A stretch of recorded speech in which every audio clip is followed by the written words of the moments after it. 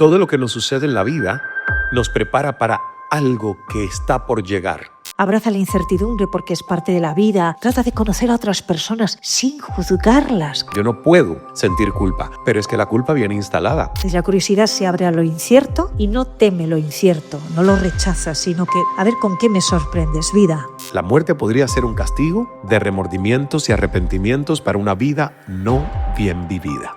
Hay amor porque hay tristeza, porque eres consciente de que no puedes tener eso en lo que eres tú, pero lo comprendes.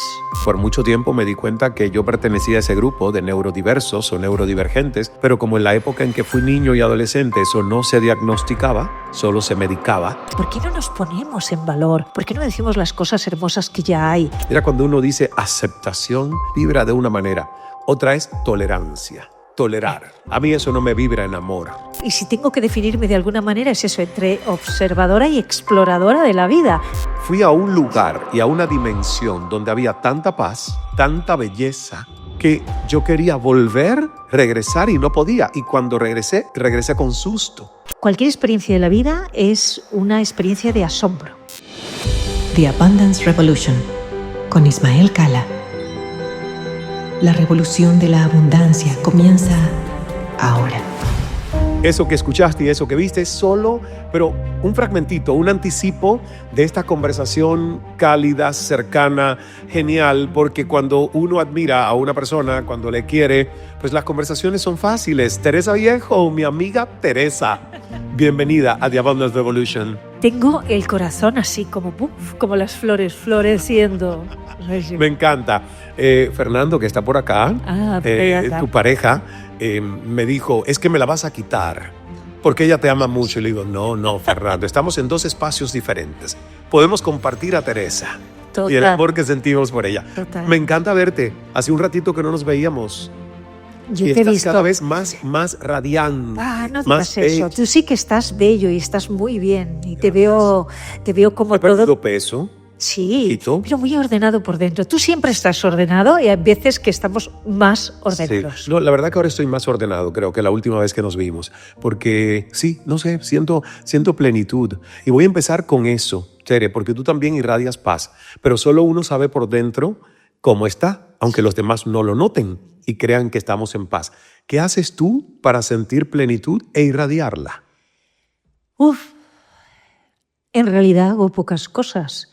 Y casi todas tienen que ver con la autoobservación, es decir, tener pequeños chequeos interiores para identificar si está todo ordenado, equilibrado, si hay algo que está perturbando en exceso, si hay una inquietud que se convierte en preocupación y de ahí una obsesión, porque bueno, ya me conozco, son muchos años y sé que es un riesgo que debo de asumir y de tratar de embridar, ¿no? De poner en orden. Entonces, bueno, pues para mí lo mejor es hacer un balance y que ahí haya un equilibrio y un cuidado y que todo nos conduzca a florecer. Pero en ese equilibrio hay pequeños desequilibrios, claro, y hay que meditar, hay que rezar, hay que orar, hay que volver a la iglesia, hay que conectar con la naturaleza, que es lo que menos hago. Hay que disfrutar del amor. Pues te espero en el Cala Center, que es un jardín ahí que llevamos 4 años construyendo y que sé que cuando ustedes lleguen allí lo van a amar. Yo tengo muchas ganas de visitarlo. Sí. Y de visitarte y tengo ganas de compartir muchas cosas contigo. Lo vamos a hacer. Además, ya Bruno te prometió también que vamos a ser embajadores tuyos allá del otro lado del océano para que se te abran aún más puertas de las que ya tienes abiertas. Qué bueno. Porque tu mensaje, tu energía, sin que abras la boca, ya tú le aportas a todo el que entra en contacto contigo, porque tu mirada es una mirada que refleja amor hacia los demás y no juicio. Y ya eso le hace mucho bien al mundo, ¿ves? Porque cuando alguien va desde esa perspectiva de querer empatizar, desde la compasión, del no juicio, de cómo tú vas a expresarnos ahorita, que sea la curiosidad tu guía, pues no vas a hacerle daño a nadie. Al contrario, mucho bien. Y yo quiero decirle a todos los calanautas que nos están escuchando en las plataformas de audio donde el podcast se distribuye, gracias por la preferencia. Todas estas semanas ha ido creciendo la audiencia de este podcast y nos hace muy felices a los que formamos parte del equipo. Quiero agradecer a Erika, que acá en Madrid se ha encargado de toda la logística y coordinación de todos los invitados y la verdad que ha sido extraordinario. A Kevin, a Sergio, que se ha venido desde Barcelona, Kevin desde Perú, Miami, llegar aquí a Madrid, y mi queridísimo Juan Paulino, que 6 años fue parte de Cal Enterprises y ahora es parte del Grupo Montaigne de mi queridísima amiga Estrella Flores Carretero, y se ha venido desde Sevilla. O sea que tú lo decías, es como una cumbre iberoamericana. Me encanta. Y además no sabes qué familiar, o sea, qué hogar. Cuando escucho nuestro idioma con todos los matices tengo la sensación de que llego a un sustrato común real que es el hogar de todos nosotros. Así es. Y que venimos además desde aquí, desde España, porque toda América ha recibido ese influjo de la herencia cultural española. No solo heredamos el castellano y el español como idioma, no, heredamos también lo que es España, aunque en cada lugar sufrió sus pequeñas modificaciones de acentos, musicalidad, costumbres, etcétera, pero tenemos todos una raíz común. Y que no se nos olvide que la España de este tiempo presente es la España que llegó de allí. Ah, qué lindo. Que para mí es eso. importante. Porque Qué lindo eso que tú dices. Es real. Ah, Yo a veces lo lindo. pienso y digo, pero ¿yo de dónde vengo realmente? ¿Quién me dice que yo no vengo del otro lado? ¿Quién me dice que en mis ancestros no hay una raíz allí? Porque cuando yo visito México o visito Cuba o visito Colombia, me pasan cosas que yo no comprendo. Claro. Y yo pienso, es que yo he estado ya aquí antes. Y eso sin contar la realidad de una España mucho más cosmopolita y diversa, que tiene ya a toda Latinoamérica dentro. Total. Porque caminar... Me encanta. Mira, de verdad, caminar por Madrid, caminar por Valencia, por Barcelona, por Santiago de Compostela, es encontrarse con colombianos, venezolanos, mexicanos, peruanos, ecuatorianos, cubanos, en fin. Qué rico. A mí me da mucha alegría ¿Y a ti? que cada vez sea una España más diversa que represente a Iberoamérica. Yo tengo que decir que Teresa es multifacética. A mí me gusta la gente versátil. Es profesora en varios másters y es escritora y es periodista y es experta en comunicación no violenta y está certificada en indagación apreciativa, un enfoque innovador para la transformación y el cambio, y Thinking Partner, realiza formaciones en empresas, acompaña a líderes que desean perfeccionar su comunicación, dirige desde hace 9 años La Observadora. ¿Más? Ya Es que este libro ya, Claro. cuando fue publicado, por eso me estoy guiando por lo que dice aquí. ¿Cuántos años? 12 ya. 12 años. Dios, hace 12 años La Observadora, por cierto, tuve el privilegio de ser invitado por ella en este programa de Radio Nacional de España, y también por años la vimos en televisión española. Conferenciante, mentora, especializada en su modelo de liderazgo curioso, y ha creado el Instituto de la Curiosidad. Y también tiene charla TEDx, donde resume los positivos efectos de la curiosidad en nuestra salud, y directora de programas diversos, documentales, en fin, que eres una niña Sí. inquieta, porque aprovechando Sí. el título de este libro, yo te miro a los ojos y veo a una niña muy despierta, que cronológicamente quizás ha madurado en el cuerpo de una mujer, sin embargo sigue sintiéndose niña. ¿Así te ves tú? Total. Y además una parte de mi proceso de maduración, de crecimiento y maduración, ha sido reencontrarme con la niña. Yo creo que es común a todos los seres humanos, parece que es una frase muy hecha: abraza al niño interior, encuentra al niño interior, dale su espacio, pero es real, porque esa niña que yo fui era una niña bastante sabia, conocía cosas, no estaban en los libros sus conocimientos, no sé de dónde procedían, incluso desde la psicología, porque sumo a todo eso que me estoy doctorando en psicología. ¡Bravo! Es mi 3er año. Y ya la psicología nos dice que hay una serie de heridas transgeneracionales que nos toca sanar, y por tanto con ellas llega también una información. Entonces, para mí, cualquier experiencia de la vida es una experiencia de asombro, de divertimento, de juego con aprendizaje, de voy a ver si soy capaz, voy a ver qué pozo me deja esto que estoy haciendo. O sea, no hay una mirada de adulta sesuda y aburrida en las cosas que yo hago. Qué bonito, de verdad que me identifico tanto con eso, porque así yo me recuerdo todos los días mantener a Ismael intrépido, Sí. en busca de asombro. Asombro en cosas cotidianas. No tienen que ser grandes asombros basados en logros hacia afuera, pero asombro en cosas cotidianas que me permitan disfrutar más el proceso de autoconocerme. Y yo creo que tú estás en una permanente indagación de cuál es ese proceso de eso que nosotros llamamos ser una persona, pero que al final somos varias personas Sí. en distintas etapas. Claro, es que además me parece un error que tratemos de etiquetar al otro y por supuesto a nosotros mismos o nosotras mismas. No, es que yo soy abogada, no, yo soy contable de... ¡Qué aburrimiento! Somos muchísimas cosas. Tenemos personalidades poliédricas, depende de con quién nos relacionemos. A veces somos madres, somos hijas, somos parejas, somos amigas y somos exploradores y exploradoras de la vida. Entonces, yo me revuelvo ante una etiqueta. Fíjate que tú no has dicho Teresa es, has hecho un repaso de muchas cosas. Sí. Porque te podrías haber quedado en Teresa es comunicadora y ya está. Y yo hubiera hecho... Bueno, a veces sí, otras soy otras cosas. Otras no. Entonces, bueno, y si tengo que definirme de alguna manera es eso, entre observadora y exploradora de la vida. Me encanta el término explorador. Fíjate, y te lo comparto, que intentando buscar cómo ayudar a otros seres humanos en su despertar de conciencia, tuve que pedir ayuda a nuestros amigos invisibles que están ahí arriba, ¿verdad? Y que nos descargan ideas. Y me surgió esto de esas 3 categorías. Una primera muy básica, que es cuando somos esclavos cerebrales de nuestras herencias, de nuestros traumas guardados en esa memoria del subconsciente, reactividad pura. Entonces, todos yo creo que hemos pasado una etapa donde, ¿verdad? Somos esclavos cerebrales. Luego, una etapa intermedia o un nivel intermedio al que yo llamé emprendedores mentales, porque sabemos que la mente hay que nutrirla, hay que renovarla, hay que poner conocimiento, pero no nos podemos quedar ahí. Y la palabra que escogí para el tercer nivel es exploradores de conciencia. Precioso. Porque un explorador se divierte mientras busca, aunque aún no encuentre, pero sigue explorando. Y cuando encuentra, no se para, sino que sigue explorando. Correcto. Porque la verdadera motivación es la propia acción de explorar, de buscar, de descubrir, no el objetivo. Si nos afanamos en un objetivo, mal asunto. Porque pensamos solo en una meta, es como quien empieza a correr y dice, bueno, mi meta es 5 kilómetros, ya no, pero ¿y cuando hagas los 5 qué pasó? ¿Otra vez a repetir los 5? Mejor pregúntate, bueno, ¿y de los 5 a dónde voy? ¿A los 10? ¿A los 15? ¿Una maratón? Entonces, esa acción es la que de verdad nos impulsa y es la que además nos permite pensar que cumplimos años, que no importa los que tengamos, que siempre quedan cosas por explorar. Me fascina escucharte y tú y yo tenemos algo en común.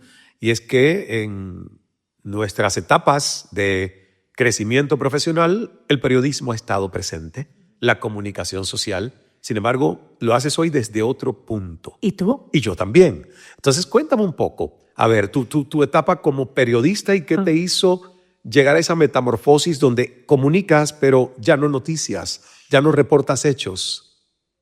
Y yo creo que nos entendemos muy bien porque hemos estado en el mismo espacio y es difícil contar cómo es ese espacio a quien no lo ha visitado. Cierto. Porque aparentemente se puede resumir en, bueno, nos dedicamos a contar la vida desde un informativo o un programa de investigación, pero es mucho más que todo eso. Es la trascendencia social, es que te reconozcan, es que te valoren porque te asomes por la televisión. Es sobre todo en aquellos momentos en los que ahora ya hay redes sociales y muchas... Hay multipantalla, entonces la atención se dispersa, pero tú y yo vivimos momentos en los que no había multipantalla. ¿Cuándo salíamos a la calle? Éramos pseudodioses. Sí. Imagínate dos canales de televisión en Cuba que ni siquiera 24 horas tenían de transmisión. Todo el mundo veía esos 2 canales, las pocas horas de transmisión. O sea que todo el mundo conocía a alguien que apareciese en esa pantalla. Y es muy necio, visto desde fuera, abandonar eso. Sí. Y es difícil de explicar y más de comprender por qué renuncias a esa especie de privilegio social que te da la presencia. Pero es muy físico, yo creo que a ti te pasa también lo mismo, identificar que eso no es todo. Es algo físico, sientes en tu cuerpo por aquí una cosa de no, esto no es lo que yo quiero y no sé qué es lo que quiero, pero busca y busca y busca. Me pasó una cosa hace pocos días en misa, una tiene sus momentos así de zozobra. Entonces yo dije, Señor, dime si voy por buen camino. Entonces fue maravilloso porque recordé una frase de la Biblia y entonces el párroco la dijo,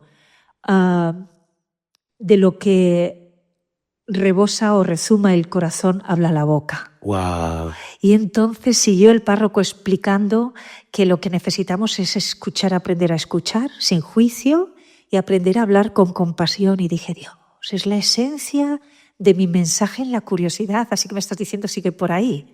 O sea, a lo mejor alguien piensa que presuntuoso. No, fue un mensaje directo. Claro, yo lo veo como que fue un mensaje muy directo a lo que estás haciendo. Yo lo necesitaba porque decía, y esta locura mía de voy a trasladar un mensaje, no me quedo en España, voy a América, cuento esto y lo cuento desde la humildad porque creo que es necesario que lo escuchen otras personas. Dime si voy bien. Y entonces el Señor fue y me dijo, mira, Teresa, esto. Sí. Y salí de la iglesia diciendo, ya, dificultades, venid a mí, que el de arriba me ha dicho, vete por ahí. Claro, claro. Siento que todo lo que nos sucede en la vida nos prepara para algo que está por llegar. Y a lo mejor ves esa etapa de tanta exposición en la tele como justamente una etapa de preparación y también reputación, acceso, trayectoria, autoridad, para que ahora, con un mensaje que es menos masivo, pero como tú ya tienes la presencia masiva, las personas lo escuchan de ti y a lo mejor otros lo están diciendo, pero no tienen la autoridad, no tienen el respaldo que la tele te ha dado por tantos años para que escuchen a Teresa Viejo. Sí, la esencia es que dejas de ser el vehículo para trasladar otro mensaje que no es el tuyo, no que es el de otros o el de la información o lo que sea, para entender que hay un mensaje con un profundo sustrato humano. Esto no es una elucubración de Teresa, es la realidad, es mirad, tenemos unas fortalezas profundamente humanas que además nos conectan con la fuente, nos conectan con lo que somos, con el sentido del propósito y que entre todas esas fortalezas hay como una especie de hilo que es la curiosidad de ábrete a aquello que desconoces sin miedo, abraza la incertidumbre porque es parte de la vida, trata de conocer a otras personas sin juzgarlas. Claro que son claro, pero es hermosísimo. Es hermoso. Son diferentes a nosotras. Todas las personas somos diferentes, tienen una raza diferente, una formación cultural, vienen de un origen distinto, están dentro de tu colectivo LGTBIQ+ o no. Todos son miradas diversas que nos enriquecen. En lugar de decir, no, yo es que no soy vegetariana, como a veces me han contado. No, es que yo no puedo entender a los vegetarianos porque yo soy carnívoro. Y son radicales, además. Sí, entonces digo, pero por favor, ¿le puedes preguntar a qué le sabe la soja? ¿Cómo le va a...? Pues hombre, pregúntale cómo cocina la soja. A lo mejor te gusta. O sea, por favor. Yo lo que quiero es de quienes viven, sienten, practican cosas diferentes. Lo que quiero es saber qué sienten, cómo han llegado ahí, qué sentiría yo, qué podría hacer. No sé, quiero experimentar todo eso. Entonces, ese gran cambio, ¿no?, de decir, no traslado un mensaje, que a veces es un mensaje muy teledirigido, muy oficialista, y me muevo en otro terreno mucho más común y digamos que quito la paja para que las personas lo entiendan. Y eso para mí es lo que te quita la venda de los ojos y dices, bueno, ya me salgo de ese lugar de sobreexposición porque no me dejan desde ahí contar estas cosas. Claro. No, bueno, porque no interesan, porque nos hemos acostumbrado a pensar que el ser humano tiene y tendrá por el resto de su vida que alimentar ese sesgo de negatividad, ¿verdad? Y que las noticias son las cosas que no son bonitas. Claro. Cuando hay tantas otras noticias positivas todos los días. O el de confirmación. Yo solamente escucho aquello que confirma mis creencias. El sesgo, exactamente. Y luego yo he aprendido otra cosa, Ismael, no sé si te pasa a ti. Pienso que de aquella época de mucha exposición mediática aprendí a lidiar con energías de toda suerte y condición. Densas, blancas, más evolucionadas. Te soy honesto, hoy yo estoy más listo. Cuando yo abandoné el periodismo y salí de ese mega éxito en el prime time de CNN en español, es porque me asfixió la fricción que yo tenía que imponer para poder traer a ese espacio a un Deepak Chopra, a un Snatan Kaur, cantante de mantras con su turbante, porque era diferente, porque ella, aunque es no hindú, pero se convirtió a la religión Sikh. Y es sikista y por lo tanto usa turbante. Y no sabes lo que me dijeron, ¿qué hace esa señora aquí? ¿Qué hace ella aquí? Y le digo, pues esa señora tiene mucha luz y muchas cosas bonitas que aportarle a mi audiencia y a la audiencia de este canal de noticias, porque también debemos hacer noticia en elevar los estados de conciencia de los seres humanos. Pero hubo un desgaste fuerte y como que yo sentí que entre que el personaje le ganaba a la persona, que no sé si te pasó en algún momento a ti. Sí, claro. Pero yo lo sentí, que Cala, que era el nombre del show y era mi apellido, le ganaba Ismael, se lo tragaba completamente. Y la verdad me preocupé. Llegué a preocuparme porque he visto como muchas personas con poder y fama han perdido el sentido esencial de la vida y se han ido o por drogas o terminando quitándose la vida incluso. Sí, sí, con una depresión. Vidas cortas. Sí. Entonces yo dije, no, un momentito, esto no puede ser el camino. Este no es el camino del buen camino. Tiene que haber otra cosa. Y ya han pasado 9 años. Hoy yo estaría más listo para eso que tú me dices. Claro. De esa fricción interna que uno tiene que ejercer para poder decir, yo no estoy aquí solo para reportar. Yo estoy aquí para aportar valor. Porque ahora estás robustecido. Cuando sientes que la energía empieza a decrecer, tú necesitas espacios. Necesitamos espacios. Sí. Porque si no, si notamos que nuestra energía está baja, que nuestra fuerza está baja, si seguimos exponiéndonos, terminamos desolados. Correcto. No queda nada. Yo me envolví en una coraza, una máscara de eficiencia, de eficacia, de cierta distancia, incluso de frialdad. Y me di cuenta que la máscara funcionaba muy bien cuando conversaba con las personas, funcionaba muy bien, pero era negativa para mí cuando conversaba con las personas y me decían, oye, pero si eres muy cercana y como sensible. Y yo pensaba, ¿qué están viendo de mí? Y entonces ahora ya sé lo que veían, porque entonces había construido la figura y no era consciente, la utilizaba para defenderme. Y era una cosa absolutamente fría. Yo veo vídeos míos de hace años y digo, wow, sí, qué eficaz era. Yeah. Pero, Dios mío, era una máquina de hacer hielo. Impersonal. Total. O sea, era como...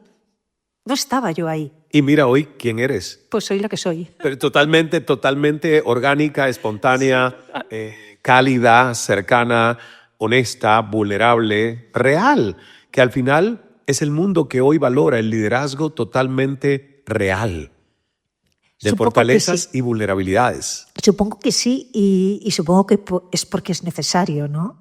Porque hay mucha inquietud y temor y hay una sensación de mundo incierto, y las personas necesitan referentes que les hablen desde la compasión y desde el amor, diciéndoles que son procesos de la propia humanidad, son procesos individuales de los colectivos, pero también de la humanidad, y que siempre encontramos el camino para ser más fuertes. Entonces, todo lo que sea tecnócrata ahora mismo aleja de la esencia real de los seres humanos, que está como vulnerable, como si fuera algo muy delicado, un corazoncito expuesto. Tú tienes 8 libros. 8. 8 libros. Y estoy escribiendo otro. El noveno. El noveno. ¿Y se sabe el tema? ¿Ya podemos decir el No tema? puedo decir, pero sí que vuelvo a escribir novela. ¡Novela! De los 8 libros, ¿cuántos ya son novelas? Son 4 y 4. 4 y 4. Y me decías, fuera de cámaras y micrófonos, que ya uno de esos libros se hizo, fue llevado en adaptación a la pantalla. Yo te cuento la historia. Yo escribí 3 libros de no ficción en lo que eran para mí los temas esenciales, que eran estudiar la condición masculina, femenina, el amor, ¿no? Entonces aquel Hombres modo de empleo fue una cosa muy disruptiva en España, ocupó los puestos de los más vendidos porque, claro, una mujer con mi aspecto se ponía a hablar de los hombres y hablaba de cosas, pues yo qué sé, de la sexualidad de los hombres, de todo, y aquello fue como... Luego hablé de la pareja, de hombres y mujeres en el trabajo, y nació mi primera historia, que era imparable, y dije, madre mía, 4º libro, primera novela, ¿seré capaz? Bueno, fui capaz, surgió la primera novela, tuve mucha suerte, se tradujo a varios idiomas, alemán, bueno, las novelas con la portada y el título en alemán o en francés, las tengo en casa, las miro de cuando en cuando y digo, wow, lo que he vivido. Lindo. Y de aquella historia se hizo una serie en Televisión Española, que se puede ver porque está en la web de Radio Televisión Española, se llama La memoria del agua. De ahí, claro, ya las ganas de contar historias, escribir ficción, novela, ya eran imparables, y me fui siguiendo el rastro de una historia real a México, y de ahí nace la segunda novela. Una historia preciosa que ahora es como... fíjate, yo pensaba que estaba muerta y tan solo reposaba.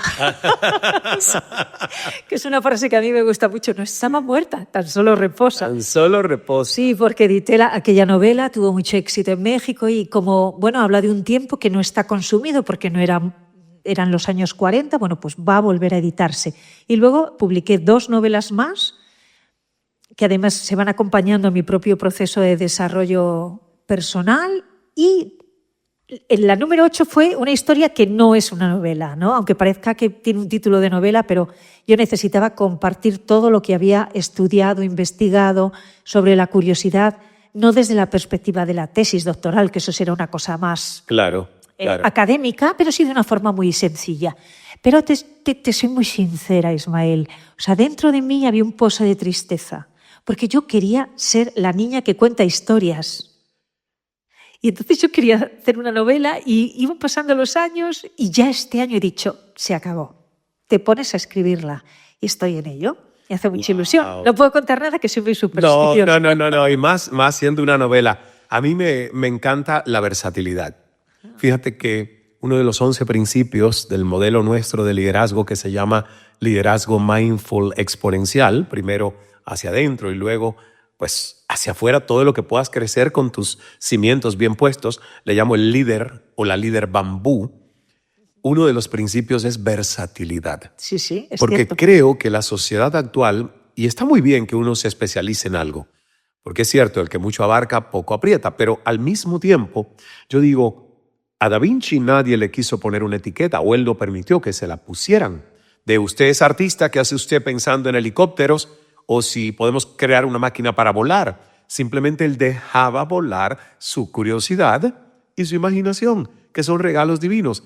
Y a mí el tema de la curiosidad me fascina y nunca se me había ocurrido, me pareció genial que tú tengas un instituto de la curiosidad. Sí. Porque ¿qué nos dicen cuando somos niños? Y somos niños que quieren encontrar algo, buscar en una gaveta, hurgar. Niño, no toques eso. La curiosidad mató al gato. Y nos asocian la curiosidad con la muerte. Entonces, hoy cuesta mucho tener gente que sea innovadora, que piense fuera de la caja, cuando la curiosidad se asoció con la muerte de los gatos. Entonces, a mí eso me parece absurdo, Teresa. Bueno, yo aquí tengo que desvelar algunas de todo eso que me has puesto en la mesa. Yo quiero escucharte, a ver, por favor. Voy a desbrozarlo. Bueno, al hilo de lo que contabas, mira, hay una empresa que a mí me gusta mucho, muy disruptiva, norteamericana, de diseño, que se llama IDEO. E IDEO dice cómo tienen que ser los trabajadores idóneos para este tiempo, que tienen que ser trabajadores o personas T. Vemos la T, me he tapado con la luz aquí, ¿no? ¿Qué significa? La T es que tienen que tener un conocimiento de forma horizontal de muchas cosas, es decir, con curiosidad. Y eso se combina con el trazo vertical de profundidad respecto de algo. Es decir, debemos de combinar la formación en algo muy potente y luego una formación transversal de muchas cosas, que era lo que tú estabas diciendo. Luego, lo de la curiosidad mató al gato, me encanta, porque no, lo cuento en el libro, no es real, es una fake de la historia. El origen de la frase es de una obra de teatro del siglo XVII que se llamaba El hombre y su comportamiento. Y la frase, que se hizo muy popular, las obras de teatro en aquel tiempo, ¿no? Siglo XVII, comienzos del XVIII, eran algo así como la televisión de entonces, y entonces los escritores se volvían en personas muy conocidas. Pensemos en Shakespeare, pero de quien yo estoy hablando es un señor llamado Ben Jonson, coetáneo de Shakespeare y muy conocido y muy popular. Y en esa obra de teatro se acuñó una frase que decía cure, o sea, escrito cure, killed the cat. La precaución mató al gato, que es justo lo contrario. De curiosidad. Entonces la frase se fue repitiendo de forma popular, fue pasando de boca a boca a boca y un poco por chascarrillo, debió decir alguien, curiosity. Y se quedó curiosity. Pero realmente el origen de la frase fue la precaución quien mató al gato. Y de hecho lo entiendes, cuando el gato se mueve, sobrevive. Cuando se queda quieto es cuando muere. Entonces el origen de la frase es lo contrario. No nos mata la curiosidad, nos mata el quedarnos parados. Claro. Es que es absurdo que la curiosidad incluso mate a los gatos. Tienes toda la razón. El gato me encanta sobrevive que tú hayas... cuando se está Correcto, soltando. cuando se mueve, cuando curiosea. Qué bonito que nos aclares esto y de dónde viene todo ese malentendido histórico, porque yo siempre hurgo en mi cabeza para seguir encontrando esos memes ¿Ves? Antes de la cultura de los memes en redes sociales, ya nosotros teníamos los memes instalados en nuestra psiquis, en nuestro subconsciente. Y te pongo frases como, más vale un pájaro en mano que 100 volando. Es otro absurdo. Y el de, ¿cómo es? No hay dos sin tres y a la tercera va la vencida. Entonces dices, ¿cómo? ¿A la tercera va la vencida de que se cumple? ¿O que si se te cae 2 veces una taza, la tercera se te cae, pero entonces si se te cae y se rompe, ¿no será que la tercera no la rompes? Entonces, el refranero español... Valió la pena también es otra que he reprogramado. La he reprogramado porque la tenemos como que para cualquier cosa que hacemos que sí sirvió y uno dice, valió la pena. Y yo digo, pero si yo no tuve ninguna pena en hacer esto, no tuve pena. ¡Qué bueno! Es que siento, Teresa, que nuestro lenguaje ha venido muy marcado por instalación de culpa, vergüenza. Y mira, me encanta que tú digas que eres católica porque yo siento que soy católico, o quizás no tan practicante como tú porque no voy tanto a la iglesia, Bueno, pero amo. Pero te advierto que llevaba unas cuantas semanas cumpliendo muy malamente. Pero tú sabes algo que me he dado cuenta, que también digo, a ver, hay algunos guiones, y esto me ha llevado mi curiosidad, porque mi curiosidad me lleva a leer y a cuestionarme cosas. Entonces yo digo, a ver, cuando estudié los cuadros energéticos de la conciencia humana del doctor, el psiquiatra David R. Hawkins, y vi que la vergüenza vibra tan bajo para un ser humano y que la culpa vibra tan bajo y crea destrucción, yo dije, pues yo tengo que sacarme esta palabra de la boca, yo no puedo sentir culpa. Pero es que la culpa viene instalada. Cuando yo voy ahora a una misa católica, y lo hice el año pasado y el antepasado, que hice el Camino de Santiago y fui a la catedral en esas imponentes celebraciones, en el momento en el que llega que dicen por mi culpa, yo en voz alta incluso digo, por mi responsabilidad, por mi absoluta responsabilidad, porque responsabilidad a mí me hace vibrar en alto como líder. Y la culpa, discúlpame, siglos atrás podría ser, pero hoy, ¿culpa de qué? Yo no tengo ninguna culpa, yo he extirpado mis culpas para poder trabajar mi responsabilidad. Entonces yo digo esto porque nosotros habitamos en el lenguaje que creamos y que repetimos y a veces no tenemos la curiosidad de atrevernos a cambiarlo. Sin duda, porque no somos conscientes del poder que tiene la palabra de crear la propia realidad y de conformar nuestras autopistas mentales, ¿no? La idea de nuestras conexiones cerebrales y junto a ellas la representación que hacemos de la realidad que vivimos. Y es cierto que tenemos que tener mayor responsabilidad respecto de las palabras que usamos, de cómo nos hablamos a nosotros, ¿no? A nosotras mismas. Yo en esto soy muy... remacho mucho esa idea, porque antes no era consciente de ello y ahora trato de utilizar un lenguaje apreciativo, desde la fortaleza, desde lo que ya tengo, no desde lo que me falta, la carencia, el problema, la queja, ¿no? España es muy quejica. O sea, cuando venís de fuera y nos miráis, ¿no os dais cuenta que es que estamos un poco ahí como lamentando y quejando y protestando todo el día? ¿Por qué no nos ponemos en valor? ¿Por qué no decimos las cosas hermosas que ya hay? Porque la energía que tenemos es totalmente distinta. Entonces, tengamos la valentía de remodelar nuestro propio lenguaje, o mejor dicho, nuestra comunicación usando un lenguaje de enorme riqueza. Hay palabras que son sinónimos y que significan otra cosa, o hay palabras que aparentemente nos suenan igual, pero significan cosas diferentes. Véase responsabilidad frente a culpa, ¿no?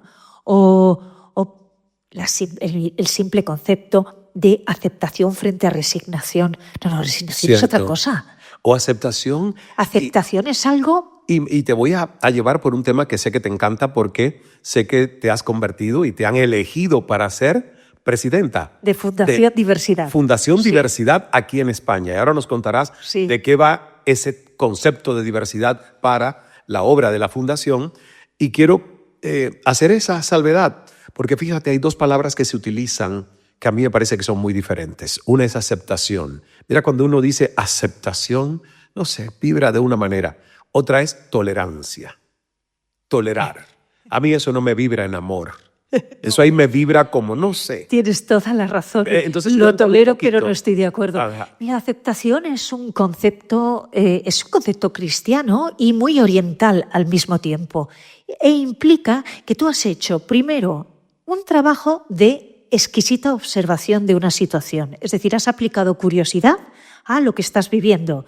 Voy a preguntarme qué es esto que estoy viviendo, de qué manera yo puedo impactar en esto que estoy viviendo, que evidentemente no es algo feliz, es algo que me incomoda, me causa malestar o dolor o tristeza porque implica una pérdida, porque implica que tengo unas expectativas que no se han cumplido, una relación que no es como a mí me gustaría. Bueno, observas, ¿yo qué puedo hacer para modificar eso? Y analizas con mucha curiosidad, sin juicio. Para mí analizar con curiosidad es sinónimo a no juicio. Simplemente tengo interés por ver todo. Y cuando lo analizas te das cuenta de que no puedes hacer nada para cambiarlo, porque no depende de ti. Si depende de que cambie la actitud de una persona, oye, libre albedrío, la otra persona puede cambiar o no, esto aceptamos, tenemos que aceptarlo. Es que quiero que cambies. Oye, no, la otra persona cambia si quiere. No puede cambiar o no puede cambiar las circunstancias, por lo que sea, porque son circunstancias que se escapan a la acción de cada uno. Por tanto, tenemos que aceptar que esa situación no es como deseamos, no la podemos cambiar y, por tanto, ¿para qué me voy a ir al lugar de la resistencia con sufrimiento? Voy a hacer un pequeño duelo, es decir, me digo a mí misma, esto es así, no lo puedo cambiar, las cosas son como son, las acepto, siento tristeza porque me gustaría ser de otro modo y al mismo tiempo me paro y lo dejo ir, ¿no? Acepto y fluyo. Esa es la aceptación.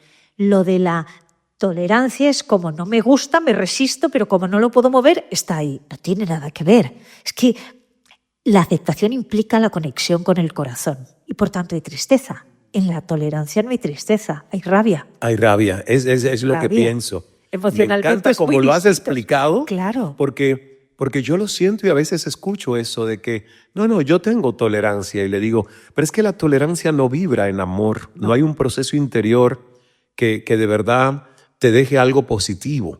La aceptación sí. Fíjate, estoy pensando que incluso la tristeza vibra en amor. Y me explico. Al final el amor es todo ese sentimiento muy amplio que te implica desde una conexión exquisita y absoluta con la otra parte hasta una comprensión de la otra parte, aunque no esté en el mismo lugar donde tú estás vibrando. Entonces, cuando te das cuenta de eso, hay amor porque hay tristeza, porque eres consciente de que no puedes tener eso en lo que eres tú. Pero lo comprendes y lo aceptas. Por tanto, hay siempre un amor. Pasas primero por tristeza y después por amor. Es cierto, yo creo que a veces en todo duelo la tristeza es el requisito de ser procesada para luego reconciliarnos con la aceptación y el amor. Ahora, que sociedad la nuestra, que como que patalea cuando hay tristeza. No me quiero sentir triste. No quiero sentir tristeza. Pues hay que sentirla. Claro. Y a lo mejor te dura media hora, ¿eh? Que yo tengo duelos, te puedo asegurar de cosas, qué sé yo, se me rompe un jarrón como este y yo tengo mi duelo. Estoy mirando al jarrón una hora diciendo qué pena el jarrón que lo compré en Venecia y mira tú. Y ya me despido, cojo los trozos y a por otra cosa. Sí, qué interesante. Tú hablabas de amor y yo te veo como que radiante. ¿Tiene algo que ver el amor de Fernando y Teresa, Teresa y Fernando? Sí, hombre, es que yo había escuchado muchas veces un concepto, Ismael, que era el amor en la madurez, el amor maduro, y a mí me sonaba como un poco viejuno. Yo decía, ay, estos deben de ser que porque no hacen nada en la cama. Claro, porque no entendía bien qué era. O sea, tú lo veías como un amor idílico. ¿Cómo se llama? El cuaderno de Noah, algo así, una cosa.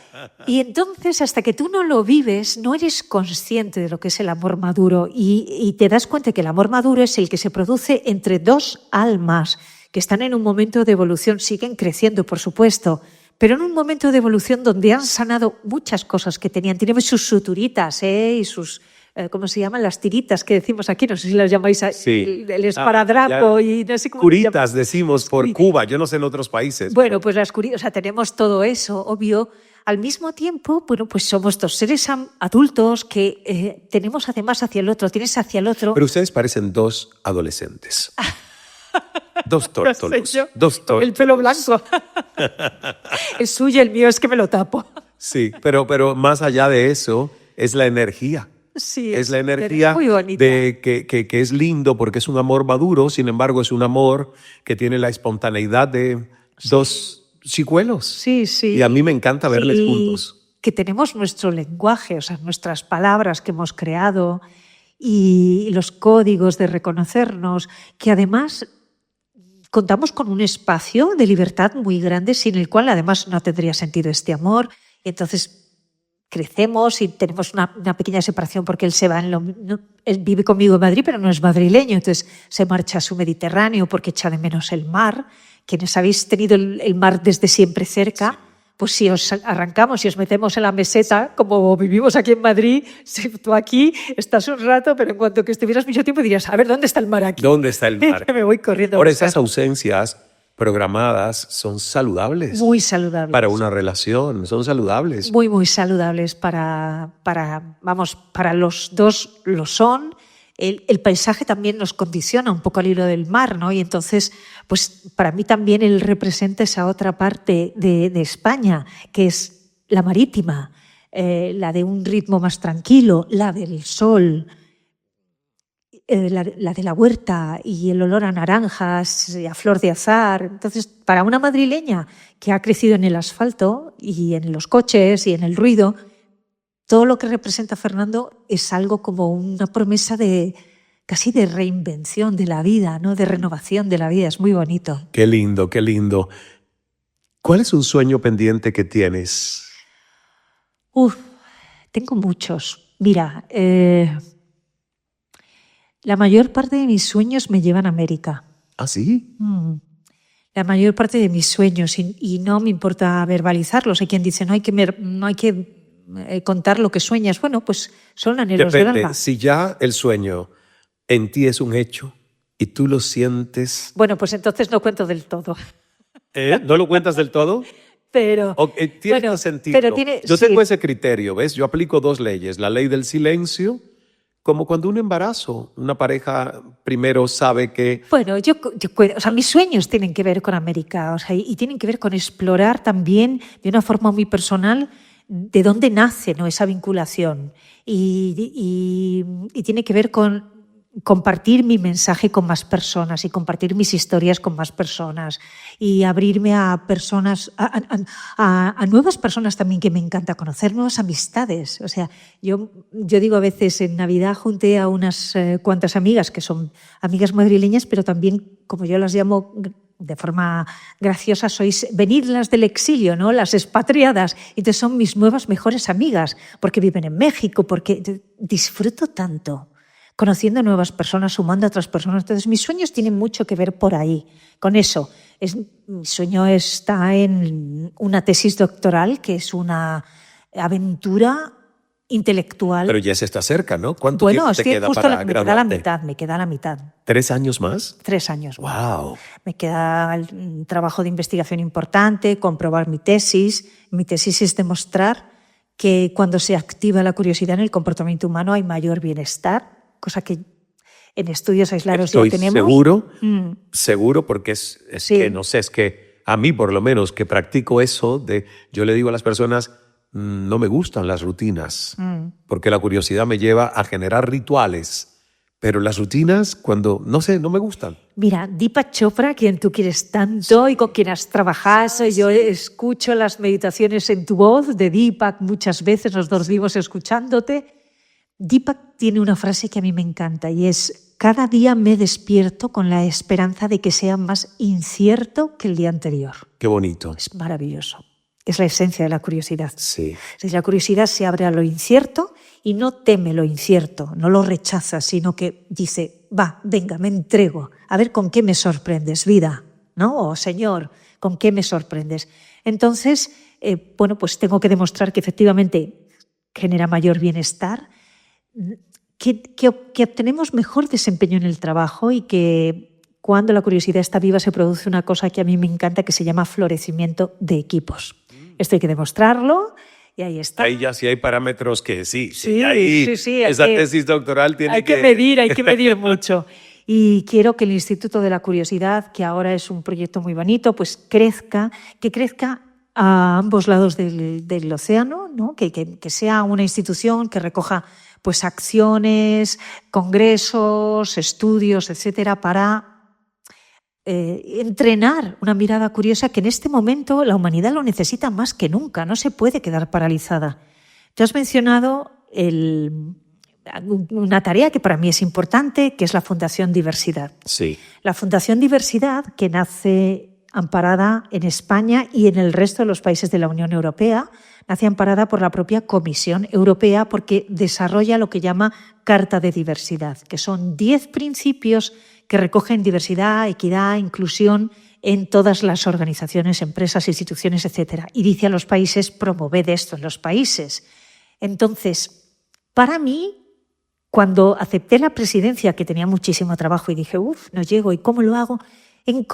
Apliqué mi propia curiosidad y entonces encontré un tronco común. Dije, ¿qué tiene que hacer una institución, una empresa, unos líderes, los trabajadores, las trabajadoras, para que la diversidad impregne su organización? Que tengan curiosidad para no rechazar lo que es distinto. Llámese equidad de género, diversidad generacional, porque en un planeta donde cada vez somos más longevos, ¿qué hacemos trabajando por generaciones? O trabajamos todas juntas o no co-creamos. ¿Qué vamos a hacer? El gueto de los de más de 60, el de los 30, no tiene sentido. La diversidad, la neurodiversidad.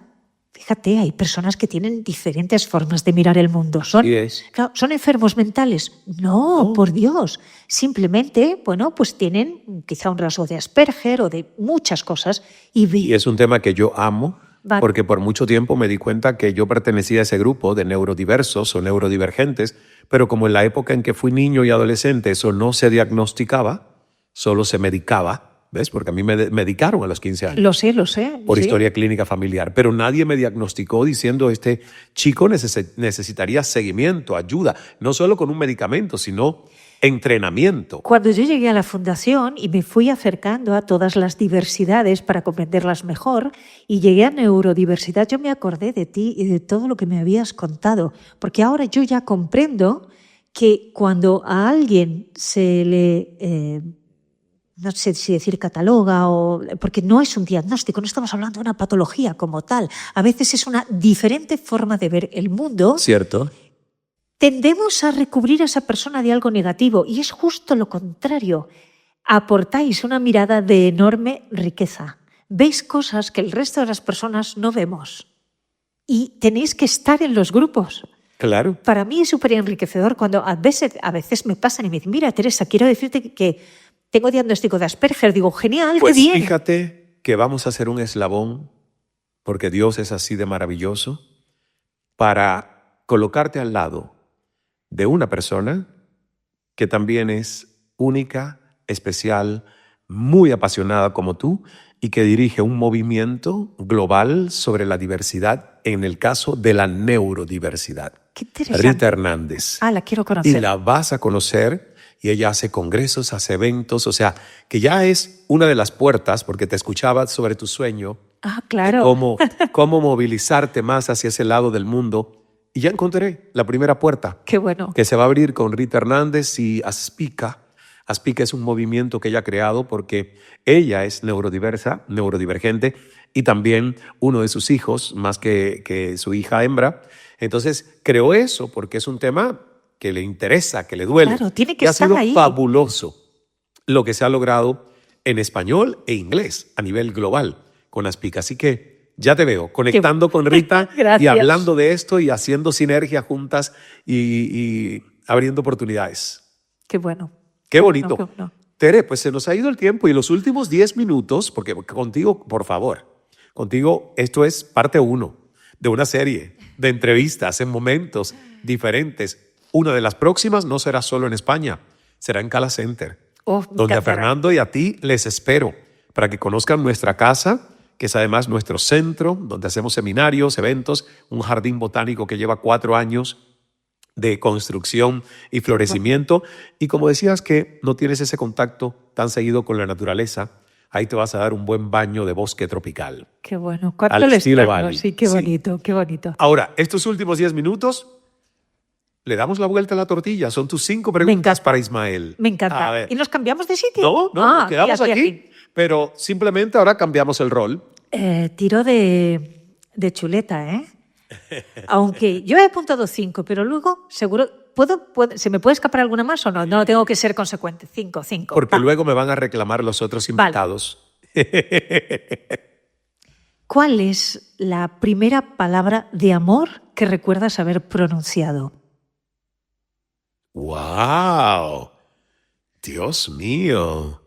Esa pregunta nunca antes me la habían hecho. Yo creo que fue ma, al intentar decir mamá. Yo siento que fue esa. Es lo que ahora le pregunté a mis registros akáshicos.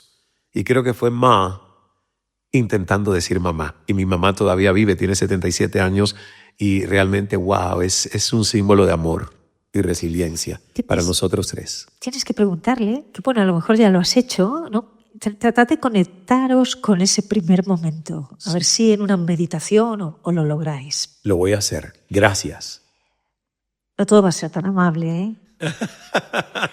¿Cómo te sientes? Esto con honestidad, Sí, ¿eh? sí. Con autenticidad. ¿Cómo te sientes cuando descubres en ti una emoción, una sensación negativa respecto de otra persona? Wow, mira, me trato hoy con compasión. Hace unos años me daba un poco de rabia y me daba enojo porque pensaba arrogantemente que ya tenía el trabajo suficientemente hecho y que ya había hecho lo suficiente para pasar de nivel. Y luego me doy cuenta que no. Me doy cuenta que ser humanos, no importa el rol que tengas o que asumas, siendo coach, mentor, acompañante de procesos de otros seres humanos, que uno ahí se siente, wow, ¿cómo voy a pensar esto si estoy ayudando a otros? No, ya yo me doy ese permiso de saber que yo puedo caer de nivel. Lo único es que con compasión digo, pero no te quedes abajo mucho tiempo. Salta. Salta de vuelta, haz algo porque ya descubriste que bajaste de nivel y que no perteneces a esto porque hay un trabajo hecho y salta. Pero hace unos cuantos años me enojaba, me daba rabia de decir por qué viene este pensamiento, por qué pienso de esta manera, por qué juzgo a otro con tanta facilidad. Hoy soy más amoroso. Fíjate que en ese juicio se cuela el autojuicio, ¿verdad? Se colaba, claro. La autoexigencia. Claro, y estabas ahí en un autojuicio. Ismael, ¿qué es para ti en este momento Cuba? Wow, Cuba es dolor. La verdad te soy totalmente honesto. Hace unos meses en un podcast de Jorge Serratos, un podcaster mexicano con un movimiento millonario que se llama Sinergéticos, te lo presentaré porque tienes que ir a su podcast. Es un abre puertas enorme para Hispanoamérica. Él me preguntó, ¿por qué no hablas como cubano? Y fue como también, un puñal que me clavaron en el corazón porque Cuba me duele. Por años yo bloqueé Cuba y la verdad no dolió, pero era un bloqueo artificial. Luego yo entendí que era un mecanismo de defensa, 15 años donde el gobierno me prohibió entrar a mi país y no pude ir a despedir a mi padre, a mi abuela y a mi tía abuela, 3 personas demasiado importantes en mi vida. Y luego yo sigo pensando que Cuba me duele y te confieso algo. Un chico desde La Habana, de 25 años él, me escribió por Facebook una carta, estando yo en CNN todavía. Yo no había renunciado todavía a CNN. O sea que esto fue en el año 2015, 2016 al principio. Y me dijo, te veo de una forma clandestina aquí en Cuba por discos que traen con tus programas y la verdad que ojalá Cuba algún día te tenga de presidente. Y yo me reí mucho y me acuerdo que le dije a Bruno, qué loco este muchacho. Pero cuando leí la carta a Teresa, ese chico produjo en mí un cambio de conciencia, porque yo siempre me había negado al servicio público, política, y menos en Cuba. Siempre. Sin embargo, esa carta tocó tanto las fibras de mi corazón de decir, si tú dices que no, no puedes reclamar a los gobiernos, porque todo el que dice que no a escapar del escrutinio público que lleva a comprometerte al servicio público, eres entonces responsable. Si tú lo pudieras hacer y no quieres hacerlo, no te puedes quejar de los gobernantes que te tocan y que tienes. Esa carta a mí me hizo decir, Dios, yo nunca esto lo he tenido en mis planes, pero a mí Cuba me duele. Y si en algún momento ese país se hace libre, democrático, me gustaría mucho aportar valor. Y si es desde el servicio público, no de presidente, de lo que sea, ministro de Educación, ministro de Cultura, y este chico me ha hecho esta carta que ha cambiado mi manera de ver la política y verme en ella, pues ¿sabes qué? Si está en tu plan maestro, que no es mi plan personal, estoy abierto a lo que sea. Y eso cambió mi perspectiva. Cuba, yo siento que es un caimán dormido. Y lamentablemente es la imagen que desde la infancia a mí me dijeron que era el mapa de Cuba, ¿ves? Que parece un caimancito dormido.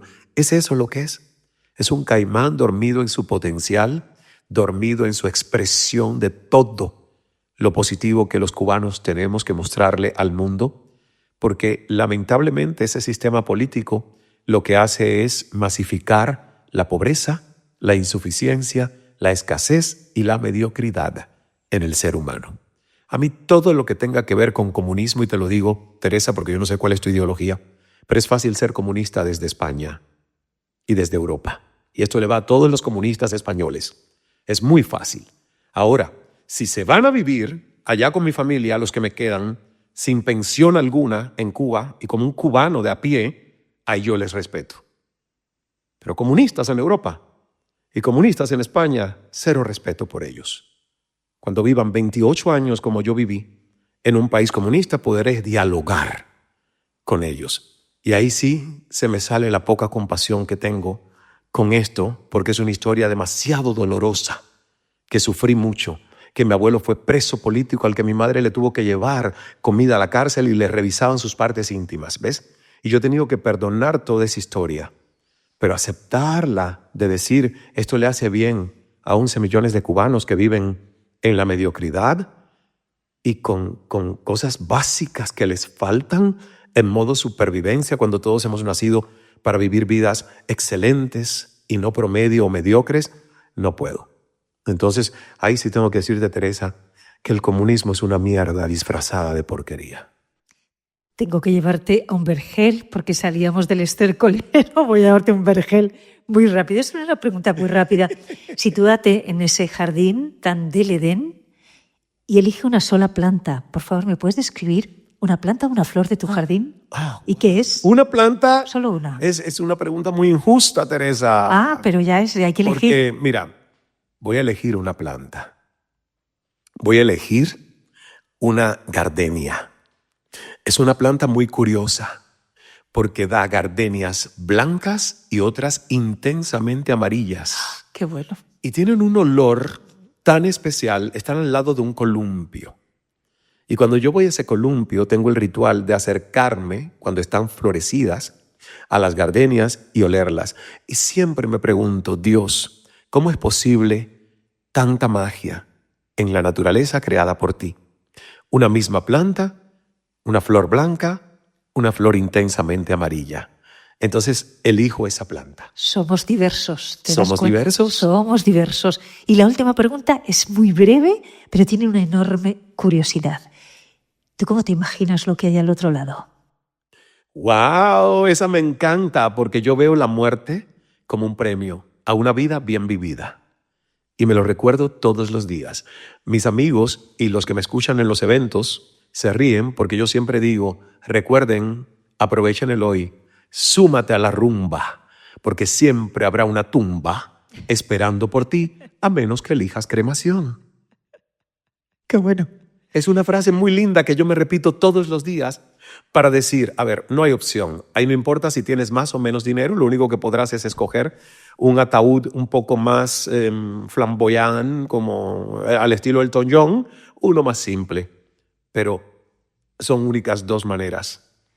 Creman tu cuerpo o vas a un proceso de descomposición lento con gusanitos que se alimentan de nuestra carne. Yo todavía no he decidido mucho, creo que va a ser cremación.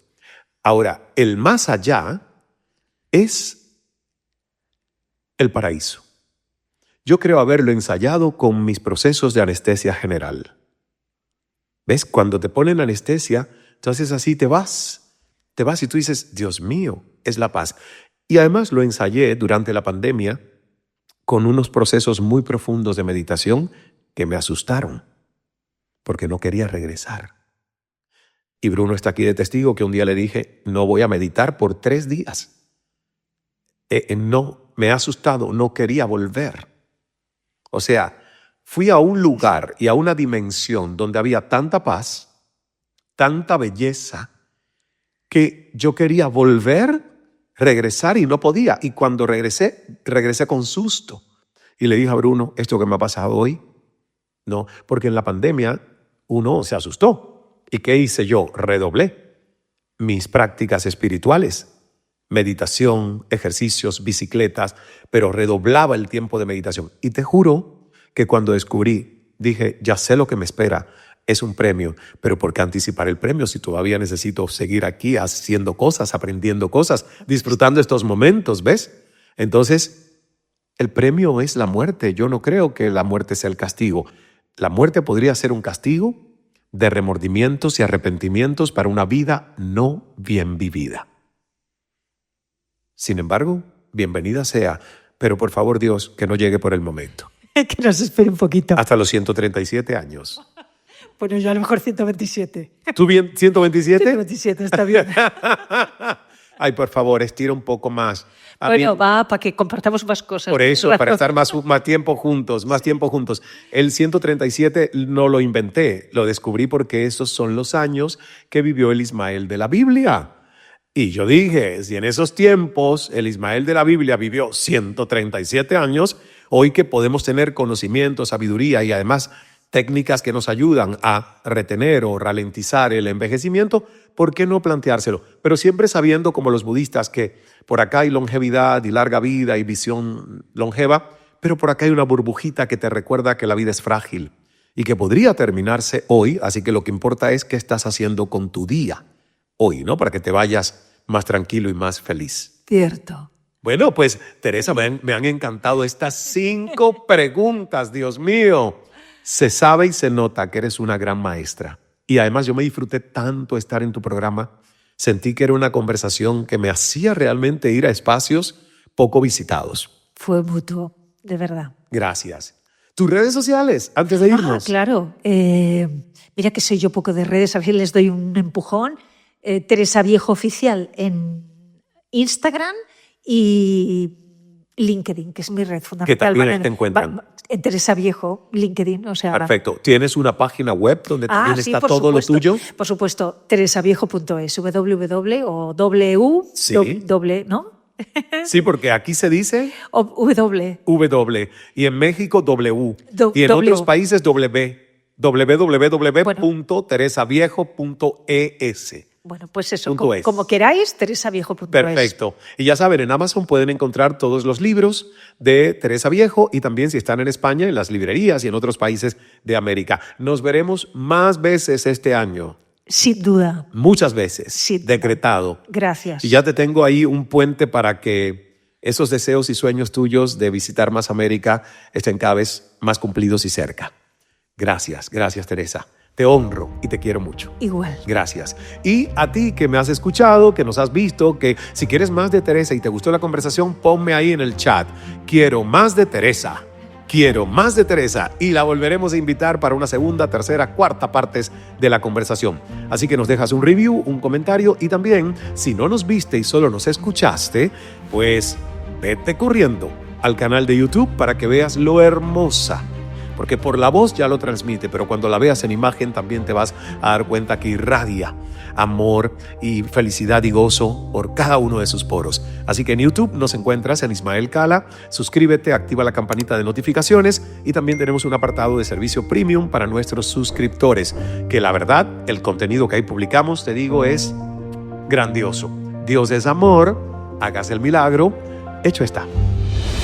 The Abundance Revolution con Ismael Cala. Continúa.